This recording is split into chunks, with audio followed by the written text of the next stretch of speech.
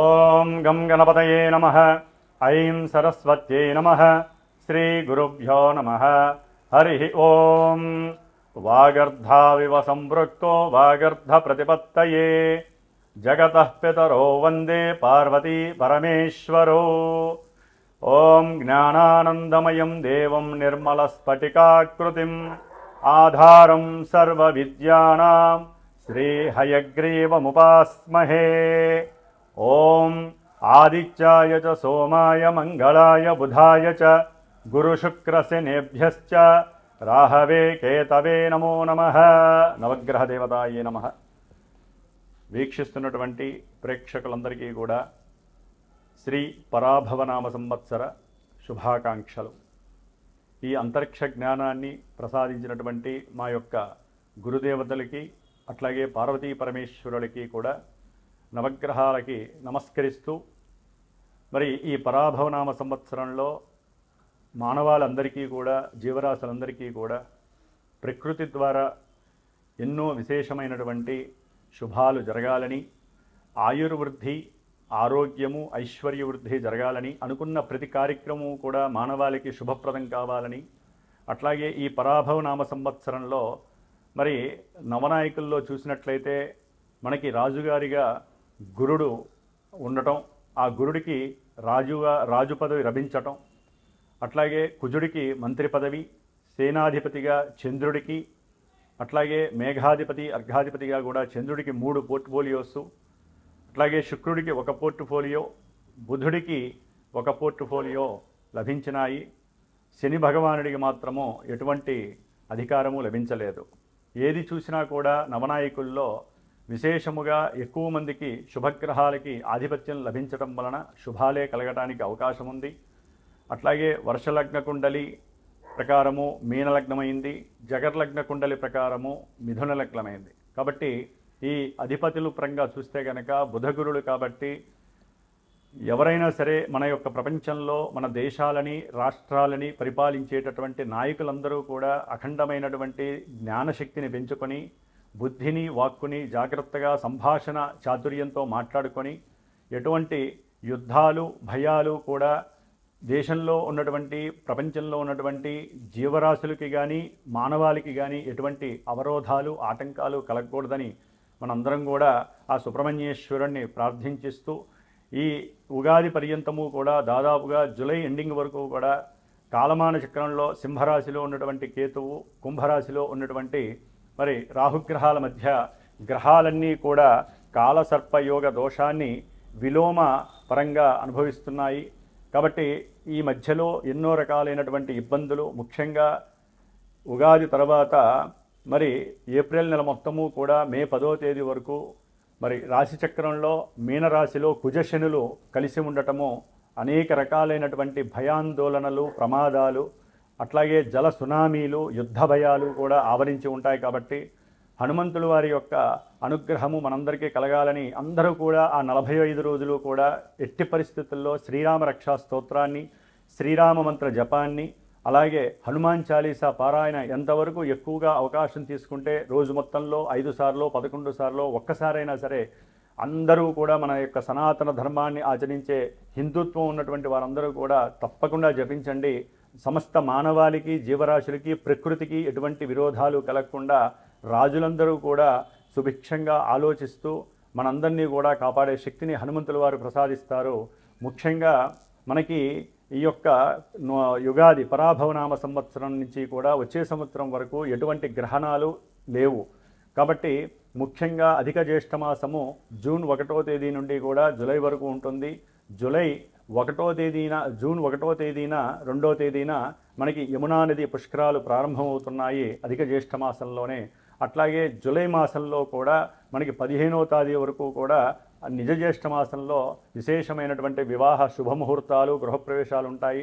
July 15 నుంచి కూడా మరి గురుమూఢమి, అలాగే అక్టోబర్ 19 నుంచి కూడా 1 నెల మాసము శుక్రమూఢమి కూడా కలుగుతున్నాయి యుగాది సంవత్సరంలో. కాబట్టి ఏదైనా సరే శుభకార్యాలు చక్కగా ఈ గురుమూఢమి, శుక్రమూఢమి లేకుండా మంచి సమయాల్లో అనుభవిస్తే చాలా మంచిది. ముఖ్యంగా ఈ యుగాది నామ సంవత్సరంలో మేషాదిగా మీనరాశి పర్యంతం వారికి, అశ్విన్యాది రేవతీ నక్షత్రం వారికి కూడా రాశుల ప్రకారం ఎవరి రాశి ప్రకారము ఏ గ్రహాలు, ముఖ్యంగా మేషరాశి నుంచి మిథున రాశిలో ఉన్నటువంటి గురువు జూన్ 1వ తేదీ వరకు ఆయన అక్కడే సంచరిస్తూ, జూన్ 2వ తేదీ నుండి కూడా అక్టోబర్ 31వ తేదీ వరకు కూడా ఉచ్చస్థిత రాశి అయినటువంటి కర్కాటక రాశి మిత్రరాశిలోనూ ఉంటూ, అట్లాగే ఆయన 5వ రాశి అయినటువంటి సింహరాశిలో నవంబర్ 1వ తేదీ నుండి జనవరి 25 వరకు కూడా రుజుమార్గంలో ఉండి, జనవరి 25 నుంచి జూన్ 15, 16 వరకు కూడా మరి మళ్ళీ వక్రించి కర్కాటక రాశిలో సంచారం చేస్తూ ఉంటారు. కాబట్టి గురువు యొక్క అతిచార సంచార ప్రభావం వలన ఎన్నో రాశుల వారికి 3 విధాలైనటువంటి ప్రభావాలు, మంచి చెడులు జరగడానికి అవకాశం ఉంటుంది. మరి ఆ యొక్క గురువు యొక్క అతిచార ప్రభావం తొలగాలంటే ఎక్కువగా గురు దత్తాత్రేయుని వారి యొక్క చరిత్రను కానీ, లేదా దక్షిణామూర్తి వారి యొక్క పూజలు హోమాలు కానీ చేసుకోవడం ద్వారా నిత్యము కూడా అందరూ కూడా ముఖ్యముగా గురువుకి సంబంధించినటువంటి, శనికి సంబంధించినటువంటి విష్ణు సహస్రనామ పారాయణ ఎవరైతే చేస్తారో నక్షత్ర దోషాలన్నీ కూడా తొలగిపోయి శుభప్రదమైనటువంటి వివాహ యోగాలు కానీ, విద్యా యోగాలు, సంతాన యోగాలు, అట్లాగే గృహయోగాలు కలగడానికి అవకాశాలు ఉన్నాయి. ముఖ్యంగా మరి ఈ ఉగాది పరాభవనామ సంవత్సరంలో ద్వాదశ రాశుల వారికి ఏ రాశుల వారికి ఏ విధంగా ఉంటుందో తెలుసుకునే ముందు మరి ఒక్కసారి గురువు యొక్క నామస్మరణం. ఓం గురవే సర్వలోకానాం భిషజే భవరోగిణాం నిధయే సర్వవిద్యానాం శ్రీ దక్షిణామూర్తయే నమో నమః. మేషరాశి వారికి ముఖ్యంగా యుగాది పరాభవనామ సంవత్సరం మొత్తం కూడా గ్రహాల యొక్క స్థితిగతుల్ని పరిశీలించగా మరి ఈ మేషరాశిలో ఉన్నటువంటి అశ్విని 4 పాదాల వారు, అట్లాగే భరణి నక్షత్రం 4 పాదాల వారు, కృత్తికా నక్షత్రం 1వ పాదం ఉన్నటువంటి ఈ మేషరాశి జాతకులు మరి తృతీయంలో ఉన్నటువంటి గురుని యొక్క ప్రభావము వీరికి జూన్ 1వ తేదీ వరకు కూడా ఎన్నో రకాలైనటువంటి కార్య ఆటంకాలని, ఇబ్బందుల్ని కలుగజేస్తూ అనుకున్న ప్రతి సంకల్పంలో కూడా కొంత విరోధత్వాలని, బంధుమిత్రుల యొక్క సహాయ సహకారాలు లేనటువంటి పరిస్థితిని కలుగజేస్తూ ఉంటుంది. అట్లాగే సంతానపరమైనటువంటి చర్చలు కూడా విఫలమవడానికి అవకాశం ఉంటుంది. ఏదైనా కోర్టుకు సంబంధించినటువంటి స్థిరాస్తి గొడవల యందు కాస్త ఉపశమనం వచ్చినట్లుగా ఉంటుంది, కానీ అది కొంత మీకు అనుకూలమైనటువంటి పరిస్థితులను ఇవ్వదు. అట్లాగే సంతాన యోగం కోసం ఉండేటటువంటి వాళ్ళకి ఎవరైతే మేషరాశి వారు ఎదురు చూస్తున్నారో వారికి నవంబర్ 1 నుంచి జనవరి 25వ తేదీ వరకు కూడా ఈ సంతానపరమైనటువంటి యోగాన్ని పొందడానికి అత్యంత అవకాశం ఉంటుంది. అఖండమైనటువంటి ధనయోగము, అట్లాగే వృత్తి ఉద్యోగ వ్యాపారాదులు, అది రాజకీయ నాయకులు కావచ్చు, పారిశ్రామికవేత్తలు కావచ్చు, క్రీడాకారులు కావచ్చు, చలనచిత్ర రంగంలో పనిచేసేవారు కావచ్చు, ఎవరైనా సరే ఈ యొక్క రంగాలలో పనిచేసే వాళ్ళకి అత్యున్నతమైనటువంటి వృద్ధి కలగడానికి అవకాశం ఉంటుంది. ముఖ్యంగా ఎవరైనా గృహయోగం కానీ, వాహన యోగం కానీ, అట్లాగే ఉన్నతమైనటువంటి విద్యాభ్యాసం కానీ ప్రయత్నించే వారికి జూన్ నుంచి కూడా అక్టోబర్ ఎండింగ్ వరకు కూడా ఈ యొక్క గురువు యొక్క బలము కొంత ఆ అవరోధాన్ని కలిగిస్తున్నప్పటికీ వీరి యొక్క మానసిక శక్తి, దృఢమైనటువంటి సంకల్పము వీరిని ప్రయత్నపూర్వకమైనటువంటి లాభాన్ని కలుగజేస్తుంది.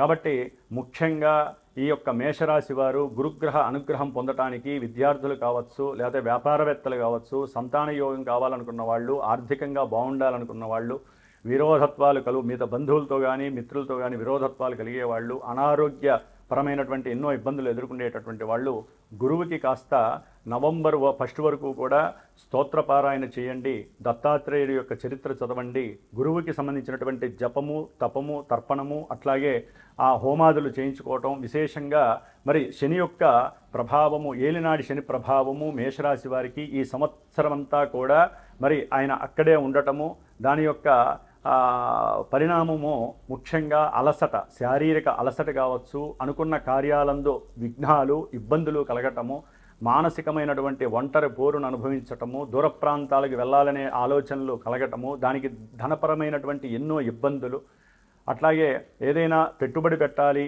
అనుకున్నటువంటి సమయంలో బ్యాంకుల ద్వారా కావలసినటువంటి రుణాలు సరైన సమయానికి రాకుండా ఆలస్యంగా వారు అగ్రీ చేయటం, దానివలన వీరు అనుకున్నటువంటి వృత్తి ఉద్యోగ వ్యాపారాదుల్లో కొంత మిస్ అయ్యే కొన్ని పరిస్థితులు వారికి చేజారిపోయే అవకాశం కలుగుతుంది.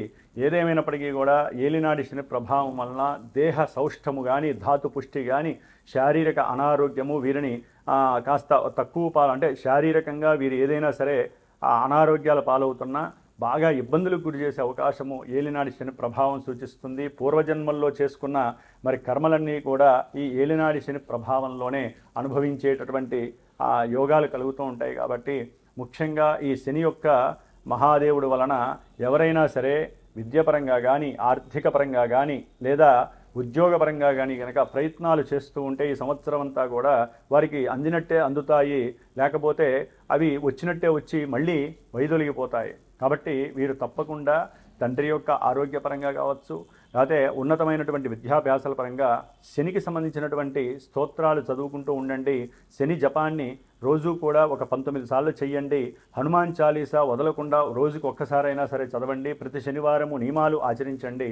ముఖ్యంగా శని యొక్క జపాన్ని, అట్లాగే క్షీరతర్పణాలని, దానాదని, హోమాదని, శనిగ్రహ మృత్యుంజయ పాశుపత హోమాన్ని కనుక చేయించుకున్నట్లయితే ఆరోగ్యం సిద్ధిస్తుంది, అనుకున్న కార్యాలు ముందుకు వెళతాయి. అట్లాగే మేషరాశి వారికి లాభంలో ఉన్నటువంటి రాహుగ్రహము డిసెంబర్ 5వ తేదీ వరకు కూడా చాలా అత్యంతమైనటువంటి శుభకార్యాలయందు, అంటే విద్యలో కానీ, లేకపోతే అనుకున్న కార్యాలు ఏదైనా సరే, ఉద్యోగంలో ప్రమోషన్స్ రావటం కానీ, ఉద్యోగాదుల్లో అభీష్టం నెరవేరటం కానీ, కర్మలన్నీ కూడా సక్రమంగా జరగడం కానీ నెరవేరడానికి ఈ రాహుగ్రహ బలము అత్యంత యోగప్రదంగా ఉంది. డిసెంబర్ 5 తర్వాత కూడా మేషరాశి వారికి 10వ స్థానంలో ఉన్నటువంటి రాహుగ్రహము ఉన్నతమైనటువంటి గౌరవ ప్రతిష్టాదుల్ని, కీర్తి ప్రతిష్టల్ని, అట్లాగే ఉద్యోగాదుల్లో కూడా కాస్త అవసరమైతే దూర ప్రాంతాలకి బదిలీ అవ్వటము, ఇలాంటి వాటిల్లో ఉన్నతమైనటువంటి ఆర్థిక వ్యవస్థల్ని కూడా నిలబెట్టే అవకాశము రాహుగ్రహం చేస్తోంది. అయితే కేతుగ్రహము డిసెంబర్ 5 వరకు కూడా మేషరాశి వారికి 5వ స్థానంలో ఉండటం ద్వారా పుత్ర విచారము, సంతాన నష్టాలు, అట్లాగే మీరు అనుకున్నటువంటి ఆలోచనలు పక్కదారి పట్టడము, షేర్స్లో కానీ, స్టాక్ మార్కెట్లో కానీ మీరు పెట్టినటువంటి ధనము వచ్చే అవకాశాలు ఉన్నప్పటికీ నెలవారీ గోచార ఫలితాల్లో రవి యొక్క ఫలితాలను బట్టి కేతు ఇచ్చే అవకాశం ఉంటుంది. సంతానము కావాలి అనుకున్నటువంటి వారికి కొంచెం ఇబ్బందికరమైనటువంటి మాసము డిసెంబరే కాదు, వచ్చే సంవత్సరం కూడా కేతువు 4వ స్థానంలో ఉంటాడు. కాబట్టి డిసెంబర్ నుంచి విద్యార్థులకి కొంచెం కష్టకాలంగా ఉంటుంది. కాబట్టి కేతువుకి సంబంధించి సంతానవతులు కావచ్చు, లేకపోతే గర్భాన్ని ధరించిన వాళ్ళు కావచ్చు, సంతానం ఉన్నటువంటి వాళ్ళు కావచ్చు, విద్యావంతులు కావచ్చు, వాహన యోగాలు, గృహయోగాలు కావాలి అనుకుంటే గణపతిని స్మరిస్తూ ఉండండి నిత్యము. అట్లాగే గణపతికి సంబంధించినటువంటి లక్ష్మీ గణపతి హోమాన్ని, విద్యా గణపతి హోమాన్ని, వ్రాత గణపతి హోమాన్ని, ఇట్లా ఎవరికి ఏది కావాలో దానికి సంబంధించి కేతువు యొక్క అరిష్టాన్ని పోగొట్టుకోవడానికి కేతువుకి జపం చేయించటము, వెంటనే గణపతి ఆరాధన. కొంతమందికి వ్యాపారంలో వృద్ధి జరగాలి, ఏదైనా రియల్ ఎస్టేట్కి సంబంధించిందంటే గణపతి హోమంతో పాటుగా గణపతి చతురావృత్తి తర్పణాలు చేసుకున్నట్లయితే తల్లిగారి ఆరోగ్యం బాగుంటుంది, అట్లాగే వాహన ప్రమాదాలు జరగకుండా ఉంటాయి, అట్లాగే రియల్ ఎస్టేట్ వ్యాపారులకి చాలా అత్యున్నతమైనటువంటి కీర్తి ప్రతిష్టలు కలగడానికి కేతువు సహకరిస్తాడు. కాబట్టి ఈ మేషరాశి వారు సాధ్యమైనంత వరకు ఈ సంవత్సరం అంతా కూడా హనుమంతుడిని ఆరాధించండి, శ్రీరామరక్షా స్తోత్రాన్ని చదవండి. ముఖ్యంగా శనికి, కేతువుకి మాత్రము మరియు గురుడికి జపతపాదులు ఆచరించి వారికి సంబంధించినటువంటి మృత్యుంజయ పాశుపత రుద్రహోమాన్ని ఆచరిస్తూ ఉండండి. ప్రతి మాస శివరాత్రికి మహన్యాసపూర్వకంగా పంచసూక్త రుద్రాభిషేకం చేయించుకున్నట్లయితే కనుక ఆ నెల రోజులు ఈశ్వరానుగ్రహం మిమ్మల్ని రక్షిస్తుంది. మేషరాశి వారికి మరి ఈ సంవత్సరంలో ఆదాయము 11గాను, వ్యయము 5గాను, రాజపూజ్యం 2గా, అట్లాగే అవమానము 4గాను కూడా తెలియజేస్తుంది గ్రహస్థితి. కాబట్టి సాధ్యమైనంత వరకు అధికంగా వచ్చినటువంటి రాబడుల్ని కాస్త ఏదైనా సరే పెట్టుబడుల రూపకంగా, బంగారు రూపకంగా కానీ, లేకపోతే వెండి రూపకంగా కానీ, లేకపోతే గృహాల పరంగా కానీ, స్థలాల పరంగా కానీ ఆచితూచి వ్యవహరించి జాగ్రత్తగా పెట్టుబడి పెట్టుకోండి. ఆర్థికంగా ఇంకా ఉన్నతమైనటువంటి అభివృద్ధి కలిగే అవకాశాలు ఉంటాయి. ముఖ్యంగా వీరికి కాస్త నరఘోషలు ఎక్కువగా ఉండే అవకాశము, అట్లాగే వీరు ఏదైనా మంచి పని చేసినా ఏడుపులు ఎక్కువగా ఉండి వీరిని అవమానించే వారి శాతం ఎక్కువగా పెరిగే అవకాశం ఉంటుంది. కాబట్టి మీరు చేసే కొన్ని పనులు అందరికీ తెలియజేయకుండా ఉండటం చాలా విశేషమైనటువంటి ప్రాధాన్యతని కలుగజేస్తుంది.